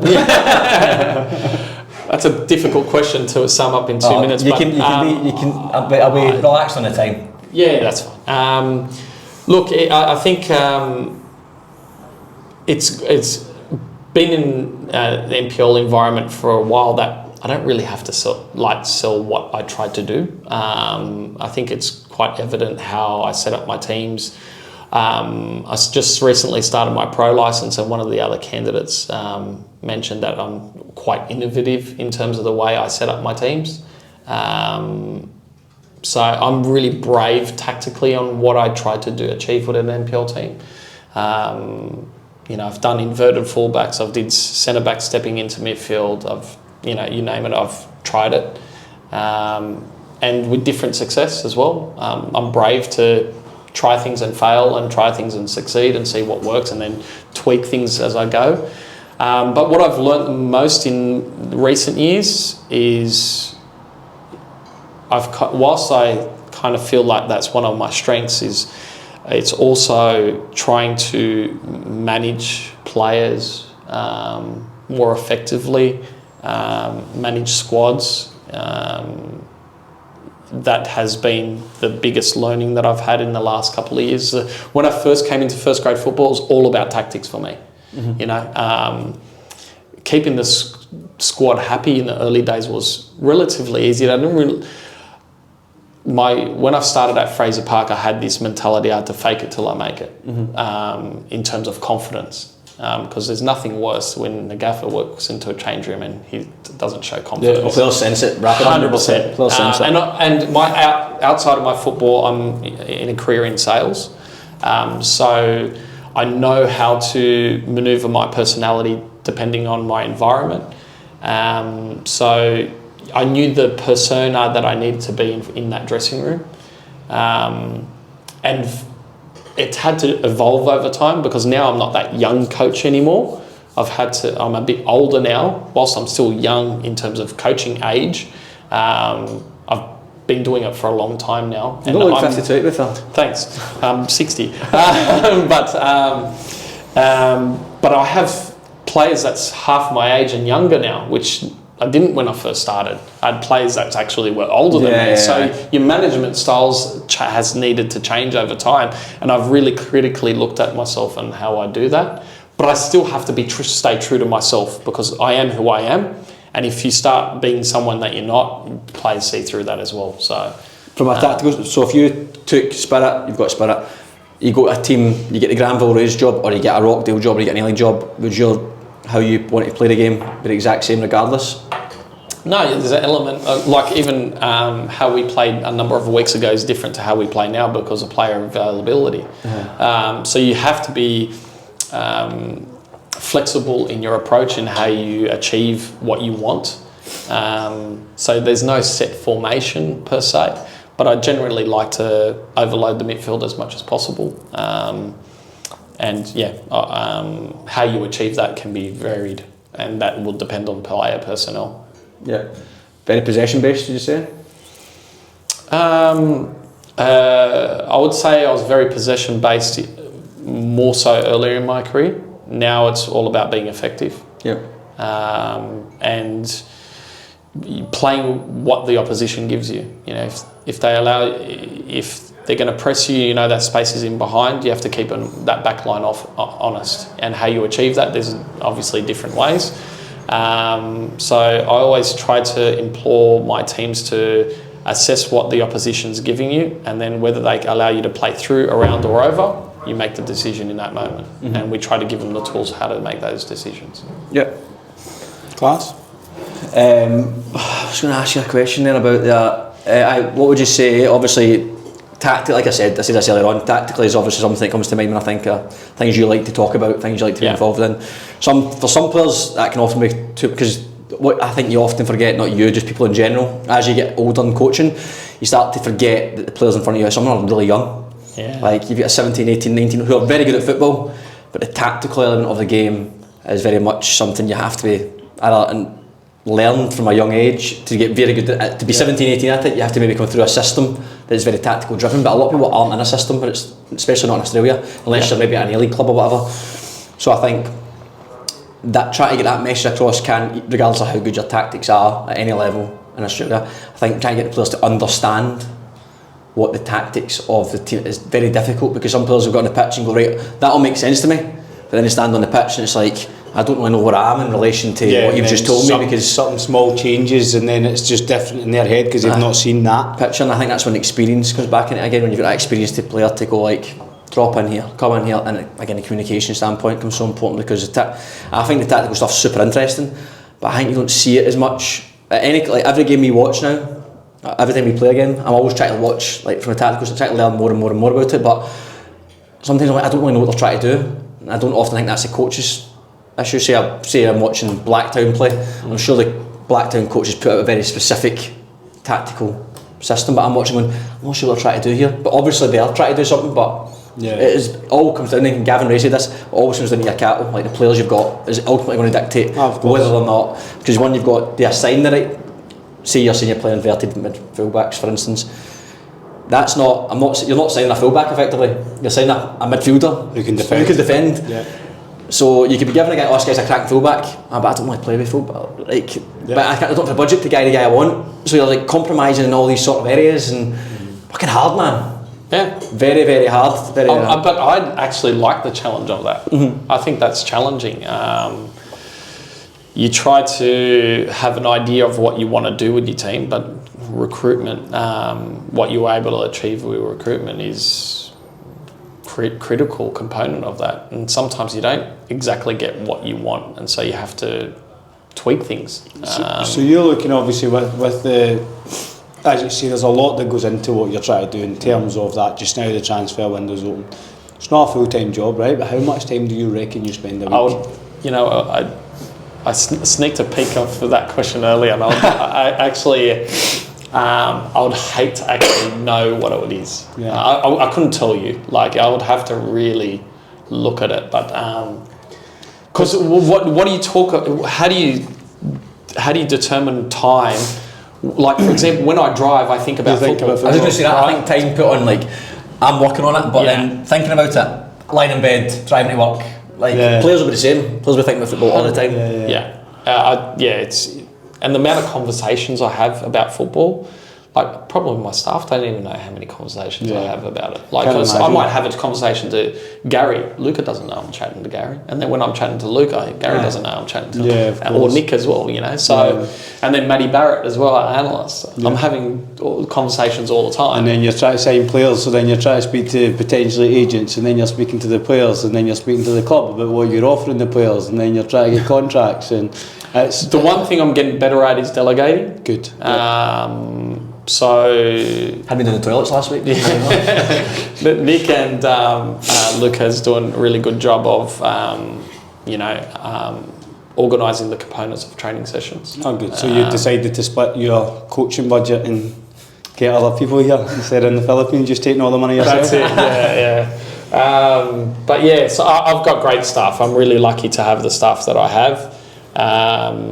Gary's main contribution to us, everyone knows that he's a really good conditioning coach and sports scientist, but I think I told this to him in year one.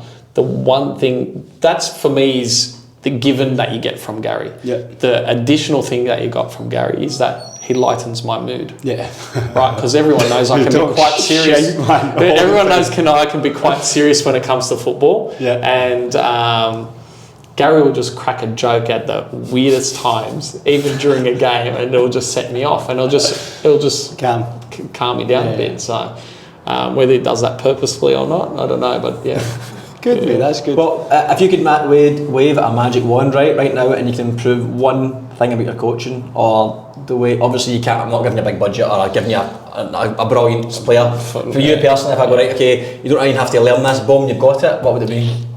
To improve an area you think I need to improve that, but it's a big job.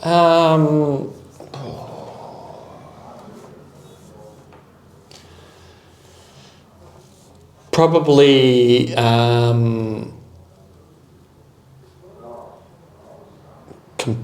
a bit more composure. I think I'm getting better at it with age, but I wish that process would speed up a little bit more. I still can be. Like sometimes when players make decisions and I get frustrated with some decisions, and the players know what I'm like. Some things just don't make sense to me, and it shows. Emotion. The most you'll see that, I think, if you're an opposition gaffer player and you hear Perkovic on the sideline, will be on game day. Yes. On training, you're not like that. No. You're more relaxed. Game day is when, because you want to win, you want to see the players do what you, again, like alluding back to the other point of me going, like, the coach is going, hey, this is what we're doing, these all understand, yes, but obviously execution of being told something is completely different from actually being able to do it, and then you've got the opposition to worry about. So if he doesn't see it, and the game's tight, and obviously he wants to win, and the players want to win, and naturally, even me in the bench or every player on the bench, you get some players on the bench, subs are just calm. You get some subs who are all antsy and you can't watch, and coaches are going to be no different. So I think I think it just comes into emotion in it, try to manage emotion, because there's some games you don't really say much. Well, look, don't get me wrong, I think I've gotten a lot better with it. There's still definitely areas that I would like to control better, but yeah, it's difficult because I have a very fixed way, the way I want the team to play, and I understand very much the game dynamics, but yeah, there's times where I just get confused of what things. You see something, you've worked on it so much, and you just know that this has to be the next thing, and they do the complete opposite. And I think where I've improved the most is that I used to get really upset at execution. Like if someone tries to do something and doesn't do it well, I used to get upset with that. I don't really get upset with that. As long as it's more decision making. Now it's decision making. Like if we've rehearsed to do something and that moment arrives and then you do something the complete opposite, I'm gone. It's gone. I'm gone.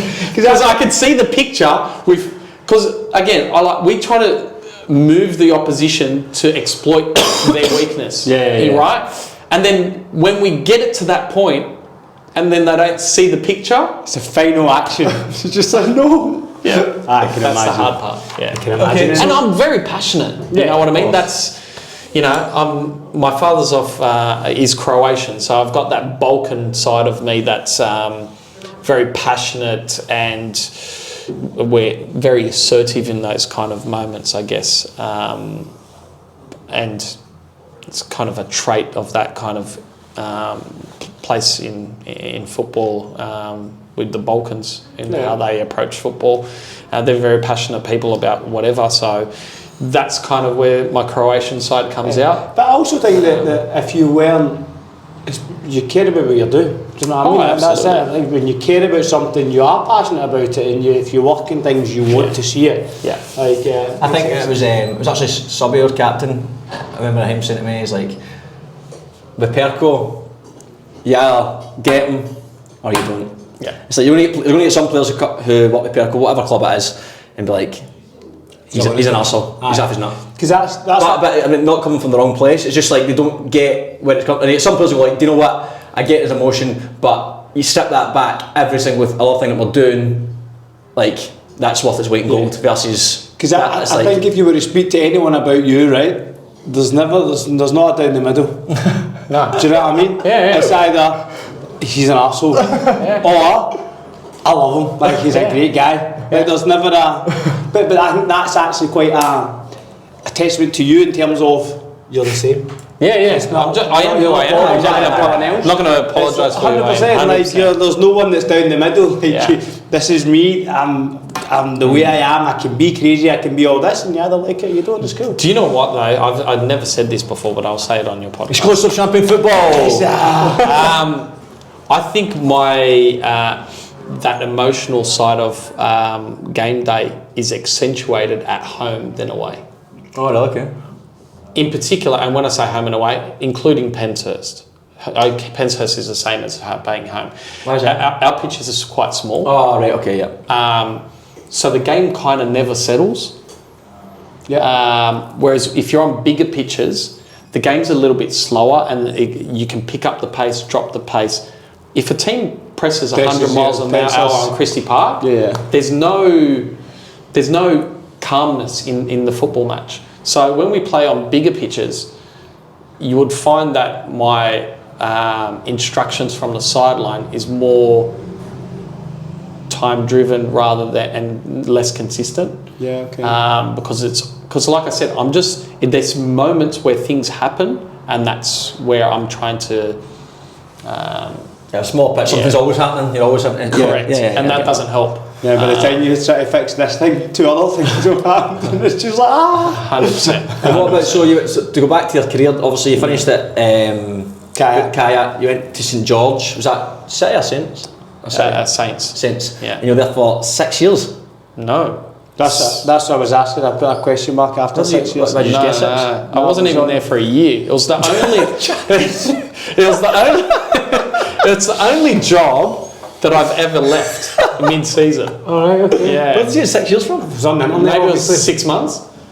Nah, I can definitely see the difference in months and years. But I swear it came up, it says 2016 to 2015. So you're there for a short period of time, and why did you leave? It was probably... Look, coming back from the Philippines, I was very confident in my ability to do what I do. Yeah. And I ignored red flags when I took the job. Right, okay. Do I regret it? No, because I've developed really good relationships from when I was there, in particular with Terry Palapanis. We become pretty close because we share similarities in football. Yeah. So to bounce ideas off each other over the years, we've done that.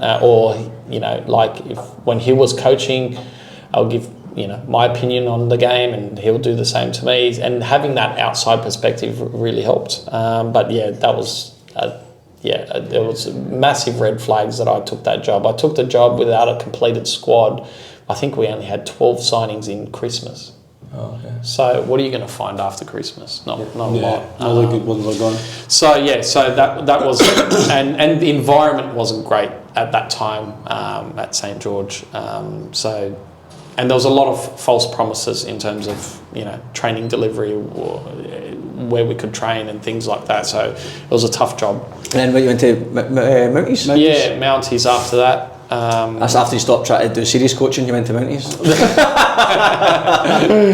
Went to Mounties after that. The previous year they came dead last in the league.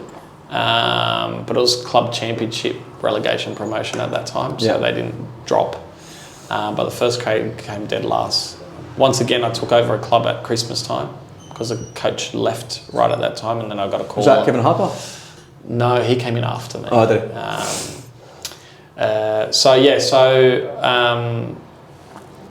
I took over at Christmas, and it was quite a aging squad that they had signed. But there was 2 players that really made that sign, and that was Westy, who's been on your show, Matthew West, and Nefto Gonzalez. Oh, he's class. Nefto's good, man.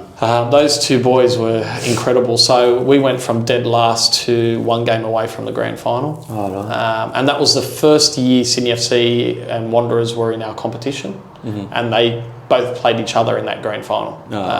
So we lost to Wanderers in the semi.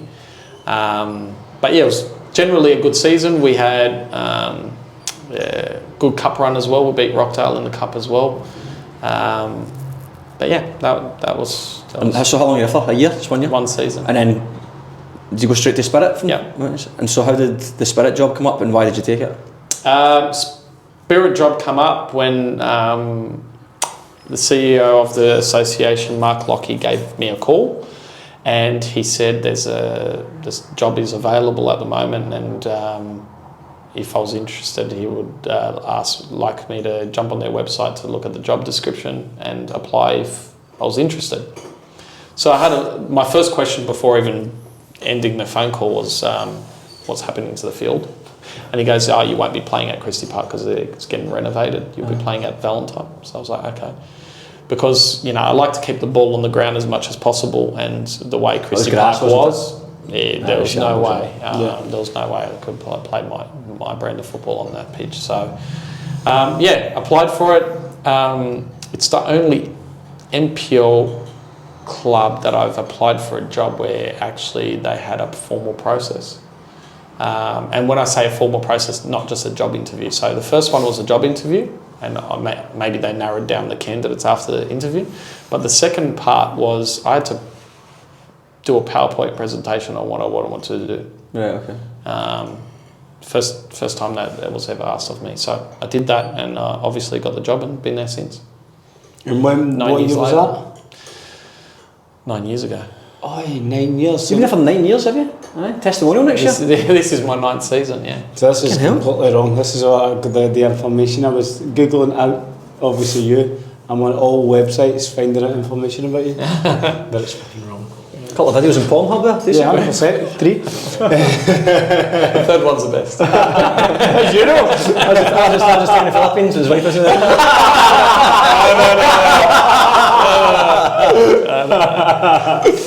So, classmate, 9 years, wow, and you've signed the contract to keep you there until 2028, is that right?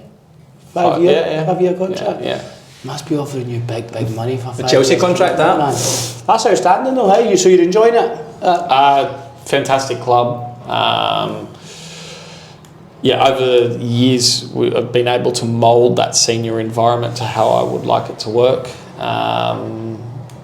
And it's interesting, one of the previous staff member asked me before, said, we can't do this, for too long, it's a lot of work.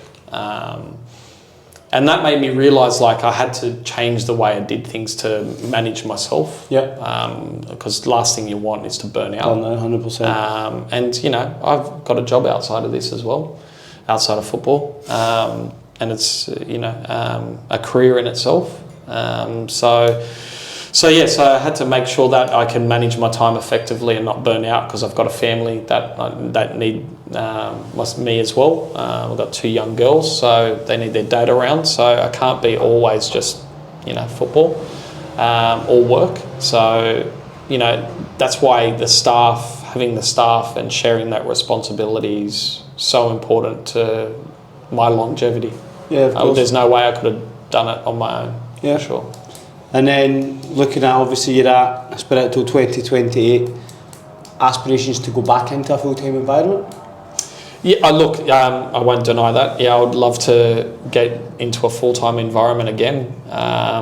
Would you go overseas again, or would it be an A-League, or just whatever?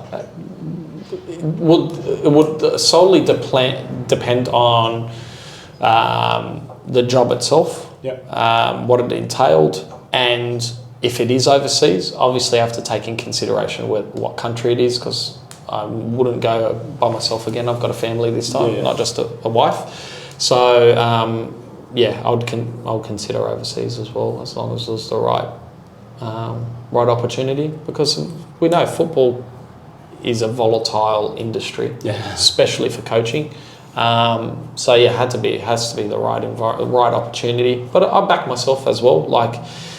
Given what the club has asked of me, I've delivered everything that they've asked of me, and we still have aspirations to do better as a club. So, it's been a long journey. I think I've the second longest coach in NPL. Who's the longest? Credo. He's been at Blacktown for... Since I started coaching, he's been at Blacktown. Oh, really? I'm pretty sure, yeah. I've only ever known Credo to be the Blacktown coach. And then I think after me is Secker at Marconi, 1 year less than me. So, everything that Spirit's asked of me, I've delivered. I've delivered promotion.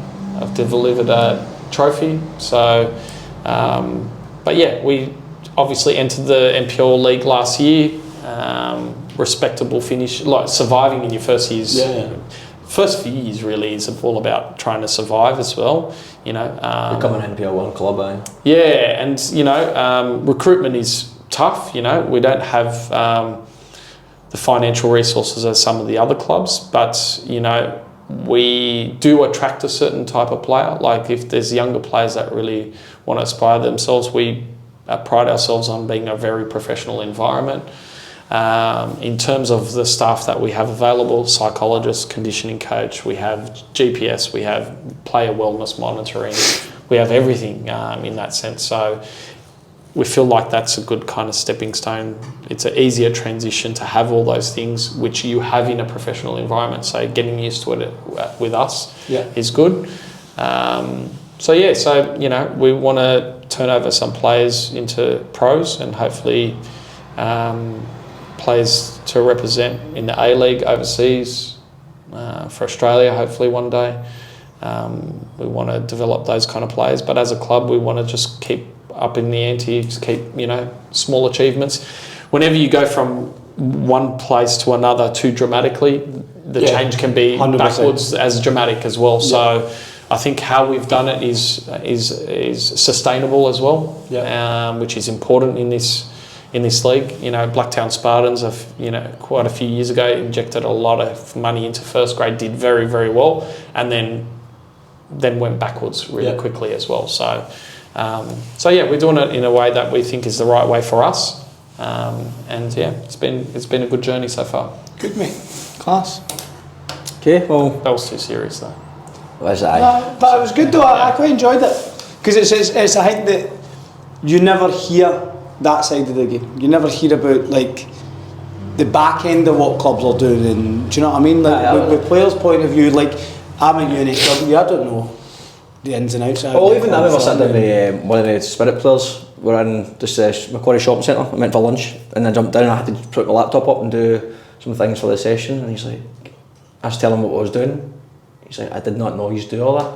That's true, but and I was obviously showing him from my side of things, and then showing him cycles and how it works, and the detail of the plan, the wellness of loading, every single player's got their loading and all the rest of it, and how we plan the cycles and size of the pitches and minutes, and I goes, that's just my side. Yeah, and then that's And then the coach side, and it's like, I didn't know he's done that as well. But as a player, you don't realise how much goes into the back end. and every you look at all like Wayne Rooney, for instance, talk about it. I know that. There's a few other coaches also the exact same thing. As soon as you go from playing to coaching, you see it from a completely different angle. You go, it makes so much more sense to me. Why that coach 5 years ago was saying this to me? 100%. Because that's part of playing, part of the experience. Why would an 18-year-old or 19-year-old boy care? Yeah, that's it. But it's his own job to do. Their own things to work on. Yeah. But yes, okay, cool. So let's look at the weekend games. Quick prediction. Cool. Chaz, how did we go last week? You get 3. Oh, shite. I get 7 and Mavs get 4. Oh, so Mavs didn't make the top. 7. Is that your best I got score? 1 the week before. Is that your best score of the season? Nah, I got an 11 one week. No, I got 11. Did you get 11? You get 9, I think. So, I think that was the closest. you're coming back. That's it. And you're coming last, aren't you? I just have closing the gap, mate. Mavs, You say you don't want to go to the top. You need to just take it step by step. Know what I mean? And Mavs is out of the. He's gone. He's out of contention. So maybe you get yourself in contention. We need to call a week on calling it as well because we're going to have to make the top 6 predict. Yeah, okay. I don't really think it's right to make them predict on round 30 because round 30. Oh, we could maybe do it to round 29 and then round 30. So we'll need it probably the next 2 weeks. The what, sorry? We'll need to maybe do this one and next week and then just go 24, I like how organised you guys are. 27, 28. Hey mate, people don't know what happens behind the scenes, mate. No, we need to, in terms of because then you've got guest 25, guest 26, guest 27, guest 28. What do they get to predict? Do you know what I mean? Can't shaft them. No, we just put them into each week's thingy, and whoever comes last each week drops out. Okay, we'll sort that off there. Right, cool. That's a great idea I just had there. We'll sort that off there. Okay, Sydney FC versus Marconi. Marconi. Fans will bounce back. Get our 3 points. A tough game to be fair. Thanks, Sydney FC. And it's going to be a Friday night game, but I'll still tip Marconi. I say Sydney FC. Sutherland at home to Sydney United. Big games now, eh? They're all big games. I said it last week. Every point matters. Big. Everyone's fighting for something in their own way. So I'm going to go Sydney United. I don't know if they'll sign MD as well. That could play a part. I don't know if they've signed anybody. I think Sydney United too. I think draw. Blacktown at home to St George FA. Blacktown. Blacktown At home. Blacktown. at home. Won't lose They many. want to bounce back after. 100%. Olympic at home to Manly. If Olympic have signed Classic in Loch I'm going to say Olympic. I'm going to go on that. I'm going to say Olympic. You know, being at home on grass, it'll be their first home game in their new venue. I think. What's the new venue? They're at Oakey Jubilee now. Oh yeah. Yeah. So they, you know, Manly coming off, you know, a synthetic surface. Yeah, I think Olympic. I've gone Olympic as well. ST Raiders at home to Hakoa. You can go draw. Oh, I'm going to ST Raiders. Hakoa. Dully at home to MacArthur Rams. This is a big game. Oh, This is the. it depends if Dolly's got 13 players missing last week on Tuesday night. What's happening this week if they get? I haven't spoken to him, so I can't comment on that. But I'm going to go. I'm going to go on the premise that I can't imagine more than 13 players to be missing to come back by the weekend's a lot. I'm going to go Rams because I think they're going to still be missing quite a few. I'm going to go Dully. I'm going Dully as well. Dully at home. I want Dolly to back, win. back, I want Dolly to win, but it's a lot of players to be missing. That's a lot of players. Inter at home to Berries. Inter. I'm going to go Inter. Can someone who deals with new NPL New South Wales please put Inter Lions in the league table, please? Look at this. They've been missing all year. I was getting slaughtered, right, because I was putting out the things and there was no interlines. And I was like, we couldn't figure out what was wrong, right? But look. Is it dribble? That's maybe not New South Wales, maybe the dribble. This is just on Google. But it's missing to dribble the last time, isn't it? It was. So we go So 8, 9, 11. Every week they're not in it. But then, so if interline are 6, it goes 1, 2, 3, 4, 5, 7. Just interlines. That's weird. I know, It's mad, I did isn't it? Right, bizarre. So even though, I don't know if it's Dribble or it's Google or it's NPL New South Wales. Actually, go onto Dribble, because that's Google there. I think you printed off Dribble the last time, did you not? I think so. That is very strange.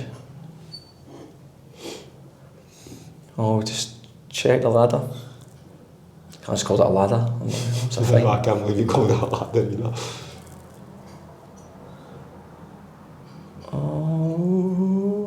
No, they're there. They're there. They're on Fair play, Dribble. Okay, Well so done. Google's the problem. Google's a problem. Bulls at home to Northern Tigers. Bulls at home. Fancy Bulls to Tigers. win them, to maybe It's win quite the league. the rain last week. Turramurra was closed. Oh, was it? Aye. And that's quite a decent synthetic as well. Next game, big one. Yeah, massive. So Jets haven't lost, obviously. 20 games in. Mounties. I want to go draw. I'm going to go Mounties. Draw. Berisha to score. Todorowski hat-trick. Oh, look, Todorowski's there, isn't he? Jets will be good. If they've not been beat, they'll be tough to beat, man. South Coast or home to Stanmore. Another actual decent game this, in terms I'll of go South Coast. positions. South Coast are 5th, Stanmore are 3rd. At South Coast? South At Coast. South Coast, yeah. Aye, South Coast. I'm going Stanmore. And then Gladesville at home to Bankstown United. Can Gladesville ride magic keep nah, that good run Bankstown forward? United. Yeah, Bankstown United won 4 from the last 5. Bankstown for me, I know. And for you? Bankstown. Last, but not least, Sydney Uni at home to Central Coast United. Central Coast. Central Coast. Sydney Uni are honking. CCU. 47-year-old professor playing left back. Done. Right, Thanks very much, mate. You're welcome. Thanks for very much, having me. Right, all the best on Saturday, mate. I know. Hope the team gets a result. Thank you. Hopefully you guys can be a bit more organised next time so you don't have to call it ringing. Call it what? I'm ringing. Did you not tell him?